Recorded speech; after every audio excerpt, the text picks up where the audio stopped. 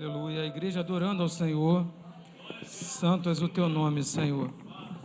Eu convido os irmãos a abrirem a palavra do Senhor no Evangelho de Lucas, capítulo 23. Lucas, capítulo 23, verso 33.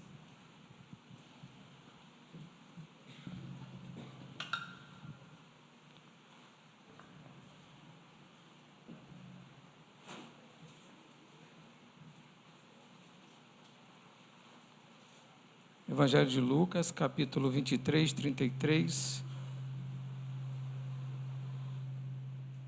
Diz assim a palavra do Senhor. Quando chegaram ao lugar chamado Calvário, ali o crucificaram, bem como aos malfeitores, um à direita e outro à esquerda. Contudo, Jesus dizia: Pai, perdoa-lhes, porque não sabem o que fazem. Então, repartindo as vestes dele, lançaram sortes. E o povo estava ali e tudo observava.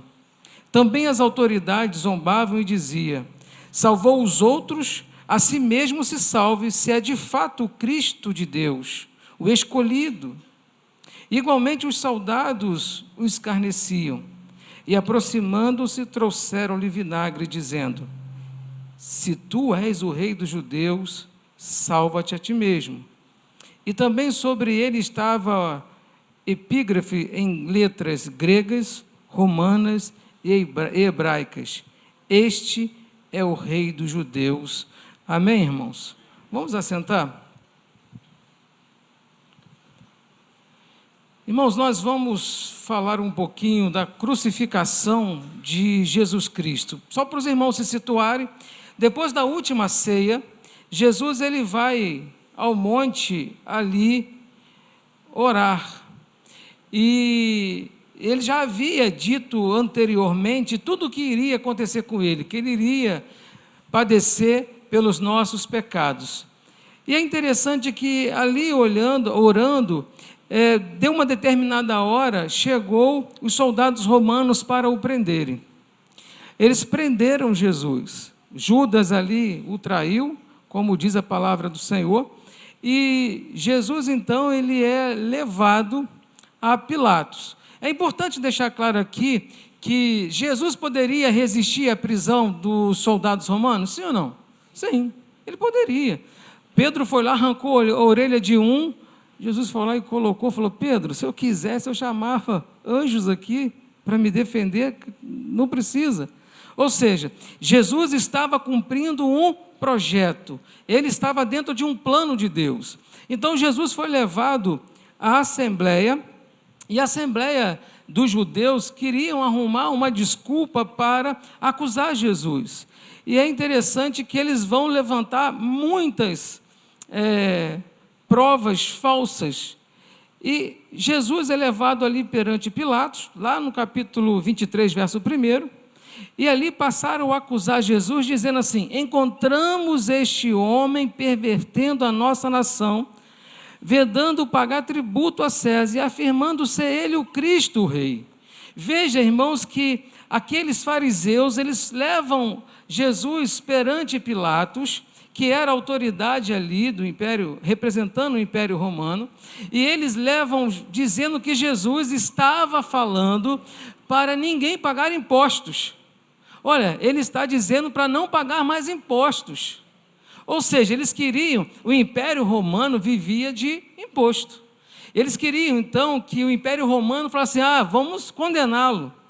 E aí eles vão depois dizendo o seguinte, e ele está dizendo, afirmando ser ele o Cristo, o rei.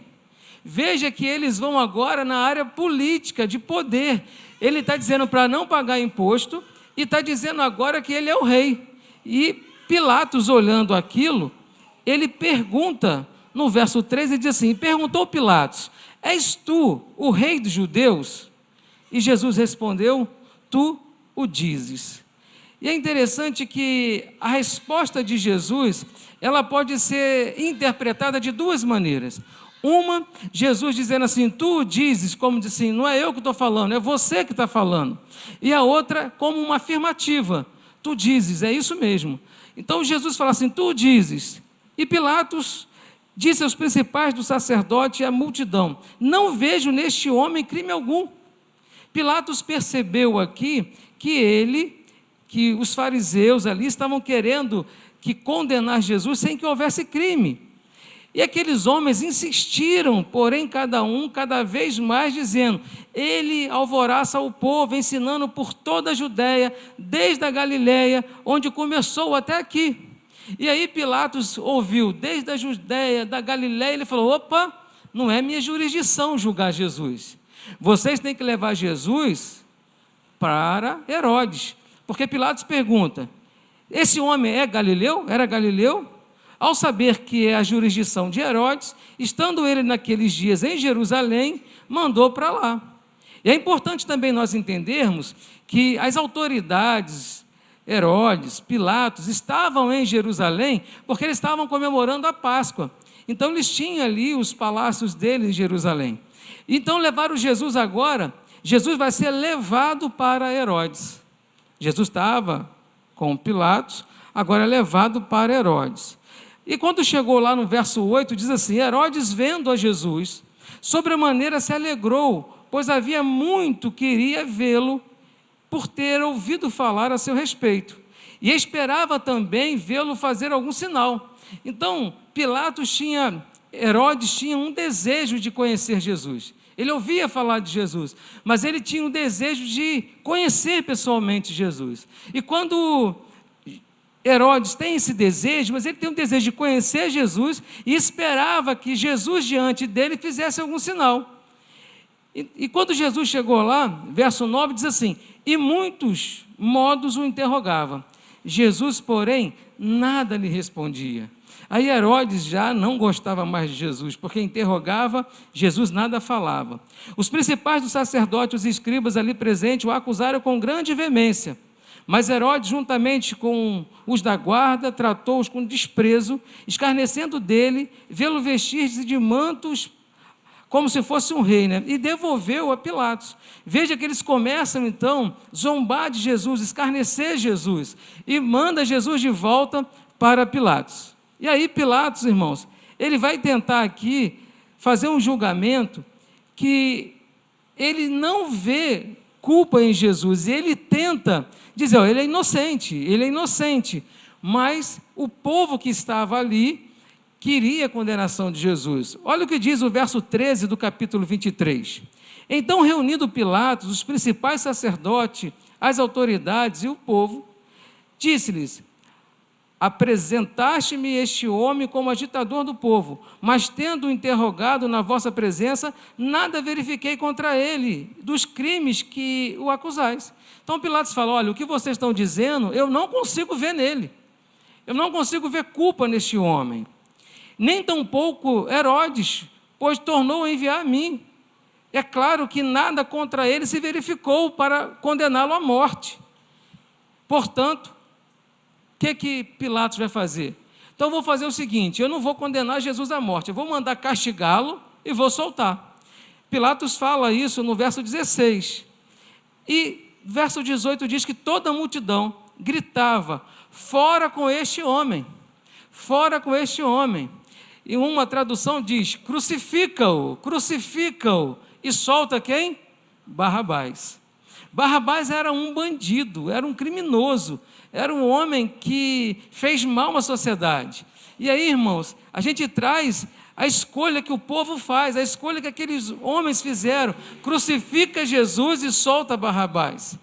E é uma escolha que, na vida, às vezes nós fazemos a mesma escolha sem perceber. Às vezes você está crucificando o Cristo na sua vida e preferindo Barrabás. Às vezes você faz escolhas que você exalta o inimigo e não exalta Cristo. E no texto fala que Pilatos, Barrabás estava no cárcere por causa de um crime que ele cometeu na cidade, um crime de homicídio. Desejando Pilatos soltar Jesus, Pilatos ainda insistiu em dizer que ele era inocente. Então, pela terceira vez, lhes perguntou, que mal fez este homem? Nada achei contra ele para condená-lo à morte. Portanto, depois de castigá-lo, vou soltá-lo. Mas eles insistiam com grande grito, pedindo que fosse crucificado. E o seu clamor prevaleceu. Aí Pilatos pensou o seguinte: se eu não crucificar Cristo, eu vou ser mal visto pelo povo. Eu vou ser mal visto. Então ele se acomodou naquela decisão ali e permitiu, né? Diz o texto 25 verso 24, que Pilatos então atende o pedido da multidão. Soltou aqueles que estavam encarcerados, soltou Barrabás e mandou levar Jesus para que fosse feito a vontade dele. E aí, irmãos, o texto fala que Jesus foi chicotado, coroa de espinho. Nós sabemos muito bem o que Jesus sofreu. E eu quero chamar a atenção sobre o sofrimento de Jesus. A gente podia parar aqui hoje e falar sobre o sofrimento de Jesus, cada detalhe. Eu estava ouvindo hoje um médico falar de como que foi a crucificação, algo terrível.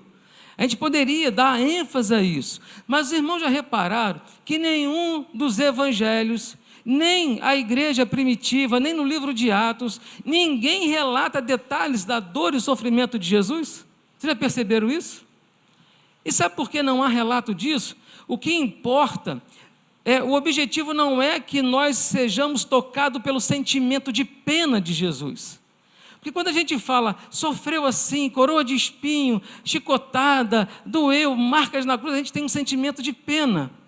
Coitado de Cristo. Mas não é esse o sentimento, não é este o projeto de Deus. Ele sofreu todas as dores por mim e por você, pelo nosso pecado. Porque a palavra de Deus fala lá em Romanos que todos nós pecamos e somos destituídos da glória de Deus. Não há um homem só santo. E aí nós precisamos entender que toda a dor da crucificação de Cristo teve um propósito: salvar a mim e salvar a você. Há um propósito na crucificação de Cristo. E é interessante que Jesus ele apanha ali, coloca ele uma cruz para ele carregar. Imagina, irmãos, Jesus sai de uma ceia, isso era uma sexta-feira à noite, vai para o monte, está orando ali, pedindo a Deus que, se possível, passasse dele esse cálice. Na madrugada ele é preso, é levado a Pilatos, é levado a Herodes, volta para Pilatos, apanha, bota-se uma cruz nas costas dele. Jesus já estava exausto como homem. E diz o texto diz a palavra de Deus, que Jerusalém estava cheia, porque era Páscoa. A cidade estava cheia de gente ali, de turistas, de pessoas de fora, porque eles iam celebrar a Páscoa no sábado. E é interessante que no caminho ali, para o Calvário, Jesus ele cai e aparece um homem. Soldado romano manda um homem pegar e carregar aquela cruz. E o nome daquele homem que carrega aquela cruz é Simão. Não é Pedro, mas é Simão. Segundo os historiadores, Simão, ele é de um lugar da África. E ele estava lá para participar, para cultuar a Páscoa do Senhor, para cultuar a Páscoa da libertação do povo do Egito. Ele estava ali como um religioso para aquele culto. Ele estava ali para entrar no templo, e no templo, na comemoração da Páscoa, quando se matava, aspergia-se o sangue sobre aquelas pessoas que ali estavam. E aquele homem, quando ele é escolhido para carregar a cruz, diz a palavra do Senhor que ele carregou aquela cruz, e eu quero que os irmãos imaginem a seguinte cena: aquela cruz estava escorrida de sangue, aquela cruz estava marcada de sangue, aquela cruz estava com o sangue de Cristo que estava sendo derramado ali. No momento que Simão pega aquela cruz, a marca, o sangue de Cristo é tocado naquele homem. Ou seja, foi tão profundo isso que, segundo os historiadores, Simão não foi mais ao templo, ele volta. E nós lemos a história, os dois filhos de Simão foram homens tementes a Deus, foram homens que serviram a Deus, foram fiéis a Deus. A mulher de Simão foi uma mulher que ajudou a igreja primitiva em muitas coisas. Nós vemos na história a importância, irmãos, e aqui eu vou dizer para os irmãos, quando temos um encontro com Cristo, até indo para a cruz do Calvário, Cristo estava operando milagres, alcançando vidas, o sangue de Jesus estava libertando, purificando, dando vida ao homem. E Simão ali então, ele tem essa experiência. Jesus vai seguindo ao Calvário, diz o verso 27, que seguia numerosa multidão ao povo, também mulheres que batiam no peito e lamentavam. Eu estava conversando até com a minha esposa hoje. Se os irmãos olharem o texto de crucificação, nós vamos ver o papel da mulher em toda a crucificação. Enquanto Pedro fugiu por ter negado, enquanto os discípulos fugiram, cada um foi para um canto, as mulheres permaneceram ao pé da cruz. As mulheres permaneceram em toda a caminhada ali, elas não deixaram o Senhor. E é interessante isso, irmãos. Às vezes nós queremos achar que a mulher é desprezível, a mulher não tem que ter um papel, não tem que ajudar, não. Ela tem um papel importante, ela tem um papel importante na história. E é interessante aqui que diz que as mulheres acompanhavam. Mais à frente você vai ver que as mulheres estavam na cruz. Mais na frente você vai ver que as mulheres, depois que Jesus morreu, foram junto lá pegar o corpo de Jesus. As mulheres foram até o sepulcro, ver onde Jesus estava sendo colocado. E as mulheres, no dia da ressurreição, foi a primeira a saber que ele ressuscitou. Louvado seja o nome do Senhor. Foi as mulheres que foram avisar os discípulos: olha, ele não está lá. Então veja que papel importante disso, porque se fosse esperar por Pedro, Pedro não ia lá procurar se Jesus estava ressuscitado, não, porque Pedro voltou, sabe para quê? Para pescar, voltou às suas origens. O texto continua dizendo que aquela multidão estava lá, e Jesus fala com aquelas mulheres: não choreis por mim. Olha que interessante, irmãos. Jesus ainda vira para aquelas mulheres e fala: não choreis por mim. Chorai antes por vós mesmas, por vossos filhos. O que Jesus está dizendo ali: eu estou cumprindo um propósito do Pai, eu estou cumprindo o desejo do Pai. No terceiro dia eu vou ressuscitar, no terceiro dia eu vou trazer vida para a minha igreja. Não chorais por mim, chorais por vós, porque o homem precisa ser salvo. O homem precisa ter entendimento da salvação. E é interessante que o texto continua.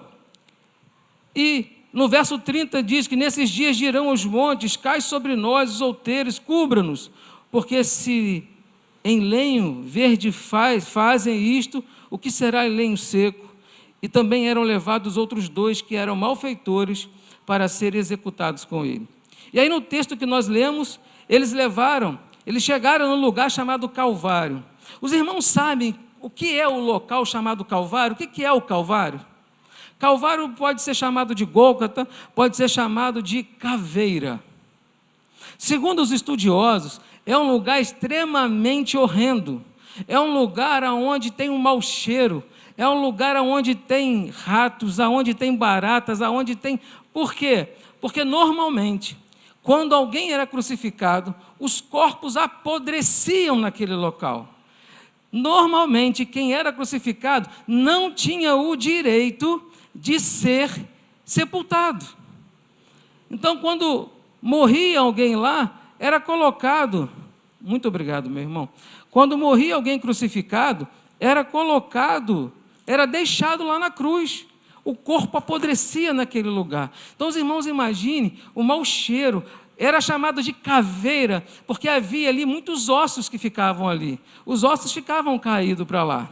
E chegando naquele lugar, aonde eles crucificaram, haviam com ele 2 malfeitores, um de cada lado. E é interessante que os 2 malfeitores que ali estavam, um vira para Jesus e fala assim: Pai, perdoa-lhes. Porque aí Jesus fala, aqui é Jesus falando, Jesus vendo aquela situação, Jesus fala assim: Pai, perdoa-os porque não sabem o que fazem. Então, repartindo as vestes dele, lançaram as sortes. Um estudioso também fala que quando puxam as vestes de Jesus, grudada de sangue, colada ao corpo, a pele de Jesus também é retirada. Então, ali é exposto toda a ferida de Jesus. O povo estava ali e tudo observava. Também tinha autoridades que zombavam e dizia: salvou a muitos e não salva a ti mesmo. E é interessante, irmãos, que a provocação ali em Jesus é para que Jesus pudesse, como Jesus, descer da cruz. E eu pergunto: Jesus tinha poder para descer da cruz? Sim ou não? Sim. Ele é provocado. Você curou tantos, salvou tantos e não pode salvar a ti mesmo? Mas ele permaneceu calado, sabe por quê? Ele foi como ovelha muda ao matadouro para pagar um preço por mim e você. Se ele desce da cruz, o preço não é pago. Então, você não pode salvar a ti mesmo. Igualmente, os soldados escarneciam, aproximando-se dele, e trouxeram vinagre. Irmãos, quando fala que lhe trouxeram vinagre, naquela época os banheiros eram públicos, os banheiros eram comunitários, e utilizava-se uma esponja com vinagre para se limpar. Era colocado aquilo ali, vinha outro, usava a mesma, era um negócio assim. E eles dão isso para que Jesus, dão vinagre para Jesus desse jeito. Era ali, era expor ao ridículo, era uma humilhação para Jesus aquilo. E também colocaram na placa, e dizia: tu és o rei dos judeus? Salva-te a ti mesmo. E é interessante que eles colocam na placa, escrito assim: este é o rei dos judeus. E aí eu quero os irmãos prestarem atenção que esta frase foi colocada em 3 idiomas. O texto diz que foi colocado nas letras gregas, romanas e hebraica. Por que eles fizeram isso? Nas letras gregas, para que todos os filósofos pudessem ver e ler. Este aí era o rei dos judeus. Nas letras romanas, para que todo o poder político, toda a autoridade política pudesse ver que aquele ali era um deboche, aquilo dali, era o rei dos judeus. E em hebraico, para os judeus, para dizer: olha o rei de vocês sendo crucificado. Vocês não acreditam que ele é o rei dos judeus? Então, 3 idiomas foram utilizados com esta frase. E aí a gente chama a atenção que o inimigo se junta para destruir. Você já viu situações que 2 pessoas que não se dão, de repente se unem para ir contra alguém, para prejudicar alguém? Foi o que aconteceu aqui. 3 poderes, poder político, filosófico e religioso, se juntam para que pudesse achar culpa em Jesus. E ali os 2 malfeitores na cruz, é interessante que estava um de um lado, um do outro, e ele diz assim: um dos malfeitores crucificados blasfemava contra ele, dizendo: não és tu o Cristo? Salva-te a ti mesmo. Então, um que estava na cruz, debochando de Jesus: é tu que é o Cristo? Salva-te a ti mesmo. Respondendo-lhe, porém, o outro, Jesus está no meio, um de um lado, um do outro. O de um lado começa a gritar assim: tu não é o Cristo? Salva-te a ti mesmo. O outro, ouvindo isso, ele repreende o outro, diz assim: respondendo-lhe, porém, o outro repreendeu, dizendo: nem ao menos teme a Deus, estando sob igual sentença? Você está no mesmo lugar do que ele, e você não tem temor a Deus? Nós, na verdade, com justiça, porque recebemos o castigo de nossos atos, nós merecemos isto, mas este nenhum mal fez. E aí ele acrescentou o que falou assim: nós merecemos. Jesus, lembra-te de mim quando vires o teu reino. Em outra tradução, lembra-te de mim quando entrares no paraíso. Era o desejo dele. E a resposta de Jesus foi surpreendente: em verdade te digo que hoje estarás comigo no paraíso. Irmãos, o que nós aprendemos nessa lição aqui? Nós aprendemos que tem pessoas que têm um rei na barriga. Tem pessoas que podem estar passando por qualquer situação, mas não se rende, não quer. Luta, resiste, tem o nariz em pé e não aceita. Agora o outro, há pessoas que, quando têm oportunidade, reconhecem o seu pecado. E eu quero dizer, irmãos, que pecado tem nome e sobrenome. Às vezes, nós estamos vivendo um evangelho que pecado deixou de ser pecado. Trata-se pecado como um problema. Eu estou com um problema. Não, você está pecando. A sociedade está mudando isso, tentando mascarar o pecado. Pecado tem nome, e a palavra de Deus diz que aquele que confessa, ele recebe perdão. Aquele que se arrepende, ele recebe perdão. Agora é necessário que haja confissão de pecado, que haja arrependimento. Se não houver isso, não tem. E este ladrão da cruz aqui, ele confessa o seu pecado, ele diz para Jesus: eu mereço isso, eu pequei, eu fiz por merecer. Quantas vezes nós oramos assim, quando nós pecamos: Senhor, eu fiz errado. E às vezes nós queremos orar: Senhor, perdoa as minhas falhas, perdoa os meus pecados. Qual pecado? Se a Bíblia fala confessar, nós temos que dizer: Senhor, perdoa o meu pecado, mas fala o nome do pecado. Senhor, perdoa a minha imoralidade sexual. Senhor, perdoa, Senhor, a minha ignorância. Senhor, perdoa, dê nome ao pecado, confesse o pecado dando nome. Aquele ladrão da cruz faz exatamente isso. Ele fala: nós merecemos isso, nós fizemos por merecer. E quando ele vira para Jesus, fala: Senhor, aqui está o reconhecimento de Jesus Cristo como Salvador da sua vida. Lembra-te de mim quando entrares no teu reino. O que está ensinando aqui para nós, sabe o que é, irmãos? Que a salvação é imediata. Você que crê em Jesus, você que foi escolhido por Jesus, você já vive a salvação dele. Você já vive do privilégio de ser salvo, do privilégio de ser escolhido, do privilégio de andar em Cristo. Nós já vivemos isso. Nós já vivemos a presença de Deus. Por isso é exigido de nós um testemunho, é exigido de nós o cheiro de Cristo na nossa vida. Porque se nós somos salvos, nós somos salvos. Eu pergunto para a igreja aqui: você é pai, você tem um filho. Esse filho é rebelde, esse filho não te responde, esse filho não te respeita. Mas eu pergunto: ele deixou de ser teu filho, sim ou não? Não deixou de ser teu filho. Mas vai chegar um momento que há o arrependimento, vai chegar um momento que você vai tratar aquilo, vai corrigir aquilo. Mas você não deixou de ser filho. Nós somos co-herdeiros de Jesus. Nós temos uma herança, nós temos um privilégio. E é isso para a nossa vida, irmão. Nós precisamos entender, para desfrutar disso, nós temos que lutar contra a nossa carne no sentido de confessar os nossos pecados, de se abrir para desfrutar de tão grande salvação. E a resposta de Jesus foi: em verdade te digo, que hoje estarás comigo no paraíso.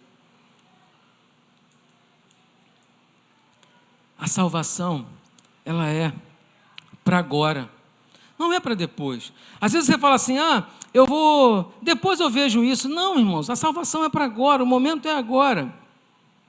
Diz o texto no verso 44 que já era quase a hora sexta. Hora sexta, se eu não me engano, é 9 horas da manhã. E escureceu-se o sol e houve trevas sobre a terra. Ou seja, Jesus está na cruz, prestes a morrer. E diz o texto que houve trevas na terra, escureceu-se o sol. É interessante que, quando Jesus nasceu, houve uma estrela que brilhou no céu. Houve luz ali. Agora, na morte de Jesus, há trevas na terra. O mundo sem Jesus é em trevas, vive nas trevas. E é interessante que, quando há trevas por 3 horas na terra, o véu do templo se rasgou de cima a baixo. E isso aqui, irmãos, é impressionante. Sabe por quê? Jesus estava sendo o cordeiro que morreu na cruz por nós. O véu que se rasga, naquela época, o véu separava o santo dos santos, era o santíssimo ali, ninguém podia entrar ali, só o sacerdote poderia, o povo não entrava. Ou seja, havia uma limitação para falar com Deus, havia uma separação para falar com Deus. Mas quando Jesus morre na cruz do Calvário, aquilo que separava já não separa mais, o véu foi rasgado de cima e embaixo. Jesus agora dá acesso ao homem, a Ele. A promessa de Deus estava se cumprindo. E diz que o véu se rasgou, e então Jesus clamou em alta voz: Pai, nas tuas mãos entrego o meu espírito. E dito isso, morreu. E nesse momento, irmãos, eu quero dizer que aqui estava sendo entregue o Cordeiro vivo. Como disse João Batista: eis aqui o Cordeiro de Deus. Estava ali pagando um preço por mim e por você. Eu quero convidar você hoje a fazer uma reflexão. Você já parou para pensar no que foi a morte de Cristo para te salvar? Você já parou para pensar o que foi isso? Que valor tem isso para você? Que valor tem a morte de Cristo para você? Porque se a morte de Cristo tem valor, nós temos o desejo de ser igual a Ele, temos o desejo de ter o cheiro dEle, temos o desejo de servi-lo. O texto que o irmão leu hoje aqui, antes de começar, foi qual? Alegrei-me quando? Vamos à casa do Senhor. Veja que aquele que entende o sacrifício, ele tem prazer de vir à casa do Senhor para adorá-lo, para cultuá-lo. E depois que Jesus é crucificado, morto, o centurião que tinha acontecido, viu o que tinha acontecido, deu glória a Deus, dizendo: verdadeiramente este homem era justo.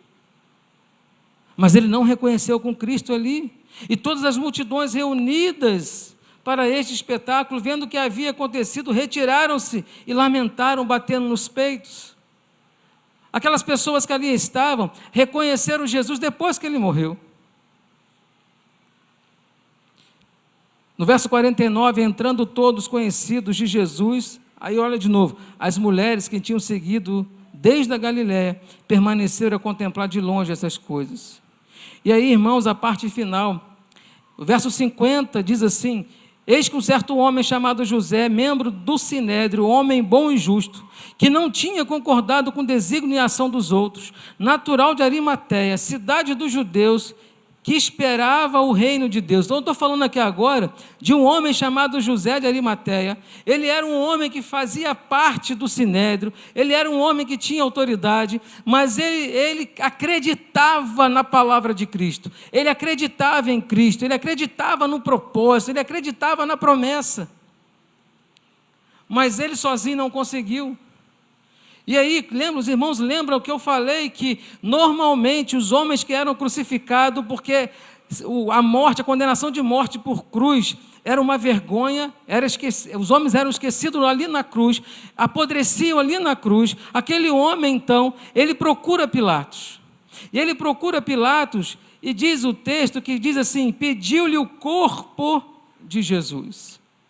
E é interessante, irmãos, que quando ele pede o corpo de Jesus, ele usa uma palavra grega que se refere ao corpo, ao amado. Olha, eu posso retirar o amado da cruz, eu posso retirar quem eu amo da cruz, foi o pedido dele. Eu posso retirar. E aí, irmãos, isso chama atenção porque ele era do Sinédrio, ele era uma autoridade, ele era um fariseu, mas ele já estava rendido a Cristo. Ele já estava mudado. Ele não esconde isso de ninguém. Ele não esconde isso da sociedade. Ele não esconde isso de Pilatos. Ele fala: olha, deixa eu pegar o amado na cruz. O termo que ele usa, a palavra corpo, está se referindo aqui amado. Está se referindo assim àquele que eu amo. E Pilatos responde dizendo: olha, pode pegar o corpo. Mas a palavra que Pilatos usa para corpo é: pode pegar o cadáver. Então os irmãos veem a diferença de que uns têm Cristo como o amado, outros não. Uns têm Cristo como o Salvador da sua vida, outros não. E tirando-o do madeiro, aí esse José de Arimateia vai lá, tirando do madeiro, o envolveu no lençol de linho e depositou num túmulo aberto em rocha, onde ainda ninguém havia sido sepultado. Ou seja, havia um túmulo preparado numa rocha e José coloca o corpo ali. E diz a palavra, era o dia da preparação e começava o sábado. Verso 55.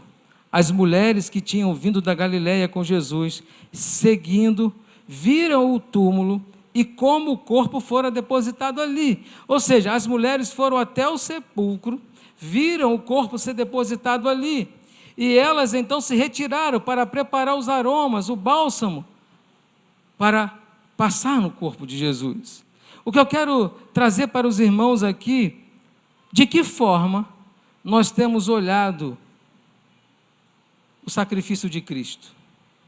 De que forma você tem olhado que Ele morreu por você? Nós vamos daqui a pouco participar da mesa do Senhor. Qual é o propósito da ceia do Senhor? É trazer à memória o quê? É trazer à memória o sacrifício de Cristo. É trazer à memória a lembrança de que eu não sou merecedor, que você não é merecedor de coisa alguma, mas Cristo pagou um preço por mim e por você. Agora é necessário que nós tenhamos na nossa memória, na nossa mente, na nossa vida, que nós possamos valorizar o sacrifício de Cristo. O sacrifício de Cristo para muitos está sendo banalizado. Nós olhamos nesse mundo pessoas que pegam cruz e ficam imitando Cristo. Pessoas que vão para tantas coisas aí, afrontando a palavra de Deus, brincando com a palavra de Deus. Você pode pensar assim, pastor, eu não faço isso. Eu não estou brincando com a palavra de Deus. Mas eu te pergunto, como é você sozinho? Como é você sem os filhos perto, sem a esposa, sem o esposo? Como é vocês, jovens, sem o pai perto? Como nós somos sem onde ninguém nos conhece? Nós continuamos carregando a lembrança e o propósito, o sacrifício de Cristo pela minha vida? Ou você larga isso de lado e fala, não, depois eu volto. Não, ninguém precisa saber. O que nós queremos trazer hoje, nessa noite aqui, é a memória de que nós não éramos merecedores, mas Cristo pagou um preço por nós. E quando participarmos da mesa do Senhor, nós temos que lembrar disso. Senhor, eu te louvo porque eu não merecia. O teu grande amor me alcançou, a misericórdia me alcançou, eu te louvo. Nós precisamos disso, irmãos. Nós precisamos reconhecer isso, que Jesus pagou um preço por nós. E ao mesmo tempo que nós se entregamos e louvamos a Ele, e falamos do grande amor do Senhor, nós estamos reconhecendo todo o sacrifício de Cristo, estamos dando glória, louvor e honra para Ele. A quem você tem adorado? Ceia é um momento de intimidade com Deus. Nós não podemos deixar que a ceia vire uma rotina. Vou comer do pão, beber do suco, está tudo bem. Esse suco é desse jeito, esse suquinho é azedinho, o outro é mais docinho, né? E você levar na brincadeira algo tão sério na nossa vida. O sangue simbolizado pelo suco. O sangue derramado por Cristo naquela cruz. O pão simbolizando o corpo de Cristo entregue por nós. Foi moído, Ele sofreu. Eu quero te convidar nesta noite a relembrar isso. A reconhecer os seus pecados, a reconhecer as suas falhas, a reconhecer que nós precisamos confessar os nossos pecados diante de Deus, dar nome a Ele. Antes de participar da mesa do Senhor, para encerrar, o departamento pode vir, antes de participar da mesa do Senhor, eu quero convidar você a fazer esse exercício de confessar, fazer o exercício de se entregar a Deus. Pastor, eu estou na igreja já há 10 anos, sou evangélico já há 10 anos, mas você já confessou os seus pecados? Você já se abriu para Deus? Você já se entregou a Ele? Aproveite esse momento deste louvor e fale com Deus. Confesse aí, faça um concerto com Ele. Nós não sabemos o dia de amanhã, nós não sabemos o que vai acontecer, é um momento que nós temos para isso.